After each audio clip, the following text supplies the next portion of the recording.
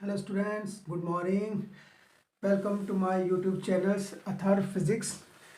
Okay, तो आज हम करेंगे क्वेश्चन नंबर 16। तो क्वेश्चन नंबर 16 मैंने लिखा हुआ है, assuming the earth to be a perfect square. कहता है कि अगर आपका अर्थ जो है वो परफेक्ट स्क्वायर है ऑफ यूनिफॉर्म मास डेंसिटी, मतलब हर जगह के ऊपर जो उसका मास है वो क्या है, इक्वली डिस्ट्रीब्यूट हुआ है। How much would a body weight half way to the centre of earth. Okay, तो कहता है कि अगर हमारे पास ये अर्थ है, ओके, तो इस अर्थ के ऊपर on the surface of the अर्थ अगर कोई ऑब्जेक्ट पड़ा हुआ है, तो if its weight is 250 Newton on the surface of the, अगर अर्थ के सरफेस के ऊपर ये ऑब्जेक्ट पड़ा हुआ है, उसका मास है m, तो अगर सरफेस के ऊपर पड़ा है तो उसका वेट है 250।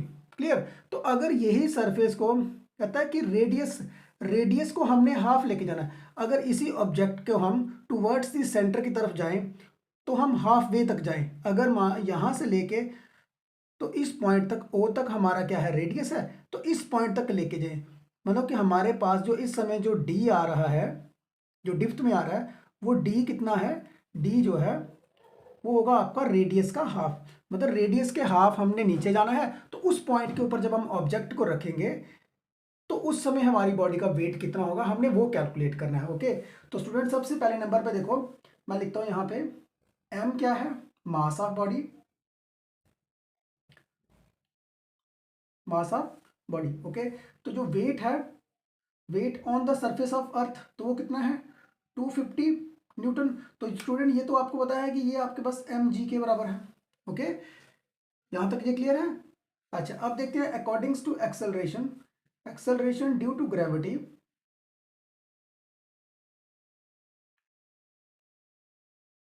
According to acceleration due to gravity. तो कहता है जो एक्सेलरेशन ड्यू टू ग्रेविटी का जो रिलेशंस है उसके अकॉर्डिंग देखो, अगर हम इस पॉइंट पे जाते हैं, डिफ्ट पे जाते हैं, तो हमारे पास जो जी है वो किसके इक्वल में आ जाएगा, जी 1 - x/r। तो यहाँ पे जो मैं x ले रहा हूँ वो कितना ले रहा हूँ, यहाँ पे x ले रहा हूँ मैं कितना, d। ओके, यहाँ तक ये चीज क्लियर है। तो मैं डिप्थ में ले रहा था d, तो अगर मैं मान लो यहाँ पे मैं x मानता हूँ, तो फिर इस समय मेरे पास x कितना आ रहा है, d, और d कितना आ रहा है, r/2। ओके, रिलेशन के अकॉर्डिंग। तो यहाँ पे सिर्फ आप सिंपली क्या करेंगे, अब स्टूडेंट हम क्या करेंगे, यहाँ पे मल्टीप्लाई कर देंगे, बोथ साइड m को मल्टीप्लाई करते हैं। तो अगर मैं यहाँ पे m को मल्टीप्लाई करता हूँ, mg 1 - x/r, तो स्टूडेंट ये क्या बन गया आपके पास, ये बन गया आपके पास फोर्स, फोर्स और वेट। क्लियर, ये वेट बना एट पॉइंट पी, पॉइंट लिख लो। ओके, तो इस पॉइंट के ऊपर जो हमारे पास जो वेट बन गया वो ये है। ओके, तो ये बन गया आपके पास एम जी, तो एम जी की वैल्यू हमारे पास है 250। 1 माइनस, तो स्टूडेंट यहाँ पे देखो, यहाँ पे इसको,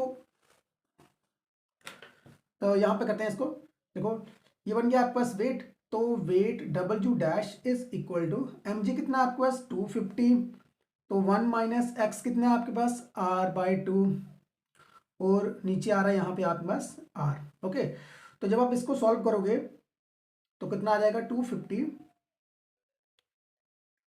1 - r के साथ r कैंसिल, तो 1 - 1/2, तो 1 में से 1/2 कैंसिल करोगे तो आपके पास कितना आ जाएगा, 250 इंटू 1/2। तो जब आप इसको सॉल्व करोगे तो ये बन जाएगा आपके पास 125 न्यूटन। ओके, तो इस समय जो हमारे पास वेट आया है at the depth of P point, okay, this is equal to the half the radius. Okay, तो वो हमारे पास कितना आ जाएगा, 125 न्यूटन। ओके, यह है आपका क्वेश्चन नंबर 16। ओके स्टूडेंट्स,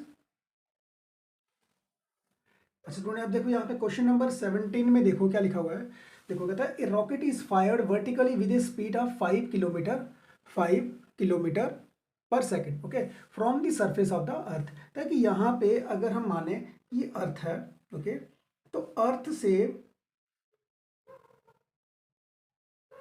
से यहाँ पे एक रॉकेट को हमने फायर करना है जो वर्टिकली अपवर्ड होगा। क्लियर, तो वर्टिकली अपवर्ड को मान लो यहाँ पे एक रॉकेट है। क्लियर, तो कहता है कि यहाँ से जब आपने उसको फायर किया तो उसकी वेलोसिटी कितनी थी, v कितना था उसके पास, v is equal to 5 kilometre kilometre per second. Okay, अच्छा अब बोल रहे हैं कि यहाँ से how far from the earth does the rocket go before returning to the earth, मतलब यहाँ से on the surface of the earth से ये कितनी दूरी पे जाएगा ताकि ये रॉकेट जो है वो दोबारा अर्थ के ऊपर अर्थ की सरफेस के ऊपर वापस ना आ सके। क्लियर। अब हमने क्या करना है, यहाँ से इसकी हाइट निकाली है, तो स्टूडेंट इसको मान लो आप h, तो ये बन गया आपके पास r, तो टोटल हाइट कितनी बन गया आपके पास h प्लस r की। तो यहाँ पे स्टूडेंट अब एक चीज देखो कि जैसे हमने यहाँ पे रॉकेट अभी फायर करना था, तो जब रॉकेट हमने फायर करने लगा था यहाँ पे on the surface of the अर्थ, तो क्या था उस समय रॉकेट के पास क्या था, kinetic energy plus potential energy. Okay, तो जैसे यहाँ से रॉकेट को हम फायर कर रहे हैं, तो फायर करने के बाद इस पोजीशन पे जैसे वो पहुंचेगा इस पोजीशन के ऊपर, तो रॉकेट के पास काइनेटिक एनर्जी तो नहीं होगी क्योंकि उस समय वेलोसिटी उसकी क्या हो जाएगी, जीरो हो जाएगी, तो सिर्फ उसके पास क्या हो जाएगा, पोटेंशियल एनर्जी होगी। ओके, तो यहाँ पे हम क्या फॉर्मूला लगाएंगे, law of conservation of energy लगाएंगे। ओके, तो यहाँ पे देखो, यहाँ पे law of conservation of energy. Okay, तो law of conservation of energy जब हम यहाँ पे लगाएंगे, तो देखो यहाँ पे आपके पास कितनी है, काइनेटिक एनर्जी, तो kinetic energy plus potential energy is equal to, ये पहले इनिशियल आ जाएगी, दूसरी क्या आएगी आपके पास, ये दोनों आपके पास इनिशियल है, तो आपके पास क्या आ जाएगी, kinetic energy final plus potential energy final. Okay, तो यहाँ पे देखो काइनेटिक एनर्जी क्या है आपका, काइनेटिक एनर्जी आपके पास 1/2 mv² प्लस पोटेंशियल एनर्जी आपके पास क्या है, पोटेंशियल एनर्जी आएगी student 1 - gm small m upon r। Okay, तो इस साइड देखो, इस साइड आपके पास आ रही है यहाँ पे काइनेटिक एनर्जी, यहाँ पे अब आपके पास क्या है, वेलोसिटी आपके पास क्या हो जाएगी, जीरो हो जाएगी, तो जब वेलोसिटी जीरो तो काइनेटिक एनर्जी वाला पोर्शन सारा जीरो हो जाएगा। ओके, तो अब जो आपके पास यहाँ पे जो पोटेंशियल एनर्जी बचेगी वो बचेगी आपके पास यहाँ पे माइनस का gm स्मॉल m, और यहाँ से लेके तो यहाँ तक का डिस्टेंस कितना आएगा आपके पास, r प्लस h।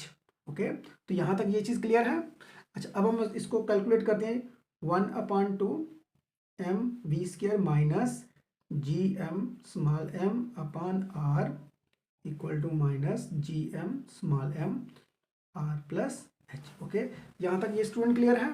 अच्छा, अब आप देखो यहाँ पे m जो है ना वो हर एक टर्म में कैंसिल हो जाएगा आपके पास। ओके, ये चीज़ क्लियर है। अच्छा, अब जैसे आप इन चीज़ों को सभी को सॉल्व करोगे तो हमारे पास अब टर्म क्या आएगी, अब यहाँ पे डेरिवेशन के बीच में स्टूडेंट एक यहाँ पे टर्म आएगी आपके पास, यहाँ पे भी आपके पास g is equal to gm/r², यहाँ पे भी ये टर्म बन जाएगी ना, उस टर्म के बीच में हमने क्या लगा देना है, उस टर्म में हमने लगाना है g is equal to gm/r²। Okay, तो अब हम इसकी कैलकुलेशन करते हैं। अच्छा, जैसे ही अब आप इस इक्वेशन के बीच में करोगे तो आपके पास जो h आएगा, h आपके पास किसके बराबर आएगा, v² r अपान 2gr माइनस v²। तो स्टूडेंट ये अब जब आप कैलकुलेशन करोगे तो ये आपके पास आ जाएगा। ओके, तो v का स्क्वायर है, तो v कितना आपके पास 5 इंटू, क्योंकि 5 किलोमीटर था तो किलोमीटर में क्या आएगा आपका 10⁻3, तो इसको कर दो आप होल स्क्वायर, तो r क्या है, रेडियस, तो रेडियस है 6.4 इंटू 10⁻6, और नीचे आएगा आपके पास 2, तो g की वैल्यू है 9.8 इंटू r, तो r कितना आपके पास 6.4 इंटू 10⁻6 माइनस b का स्क्वायर, तो 5 इंटू 10⁻3, तो इसका आएगा आपके पास होल स्क्वायर। तो स्टूडेंट जब आप इसको पूरा कैलकुलेट करोगे तो आपके पास h की जो वैल्यू आ जाएगी वो आएगी 1.6 into 10⁻6 metre. Okay, okay student, ये चीज़ क्लियर है। मतलब हमने अर्थ से एक रॉकेट को फायर करना है जो इतनी दूरी तक जाए ताकि फिर वो उसके बाद वापस जो है वो रिटर्न ना हो सके on the surface of the earth. Okay, clear है। तो हमने वो h निकालना है, आप क्लियर है। ओके, तो h की वैल्यू हमने निकाल दी है।